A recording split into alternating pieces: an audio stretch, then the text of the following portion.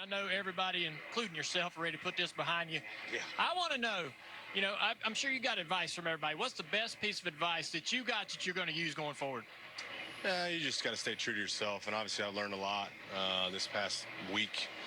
Sitting on the sidelines was a very humbling moment, seeing our car out there. But in that moment, I could have either, folded or stepped up to try to help the team grow and continue. And that's what I did. I was at the shop, in the war room, if you call it, 2311, trying to help John Hunter in the 45 group continue to bring the speed that we've had all year, our mile and a half. And so it was a good learning curve, a humbling moment. But looking back at all of it, could have handled it totally different. Put ourselves in a bad situation, put our team, our sponsors, myself, my family in a bad situation, and something that none of us deserve. So just moving forward, you just got to do better. Yeah, we've all been in that situation where you get upset and you do something you wish you hadn't have done. So moving forward, how do you keep yourself from getting in that situation again? Hey, you have those moments now you can reflect, and it's going to be a flashback. Like, oh, something happened. Hey, don't overreact here. You got to think before you do. And having a good conversation with Kyle this week, and we came to terms that where we both made mistakes and cost each other the race, and ultimately just racing each other with more respect from here on out is the biggest thing. Great conversation with him. No respect lost for Kyle. I think he's one of the best to do it. And so we're back. We're both looking forward to continuing on. He's riding that momentum train pretty good, so hopefully to join him.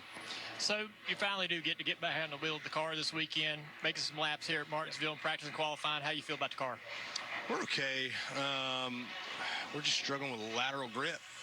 Toyotas are struggling right now, so we got to do some work overnight. But it's good to be back in Martinsville, one of my favorite tracks on the circuit. I think we have a good opportunity to get back on the horse, get things going again. It felt good getting back in the car and talking with Booty and the crew. So just have to stay hungry and get back after it. It's like riding a bike, somewhat. So going into this race tomorrow, there's a lot of conversation about passing in the spring. It looked like to me about lap 45 or 50, you guys started to have your hands full a little bit more. How are you going to be able to make those passes coming from where you're coming in after qualifying? 45 or 50. You must have not even watched me. It was about 4 or 5 for me in practice today. So we just have to be on top of it, managing tires and staying in the game.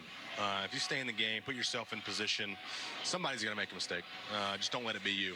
And we just have to make sure it's not us and go have fun. Go and do a job. We appreciate you giving us some time today.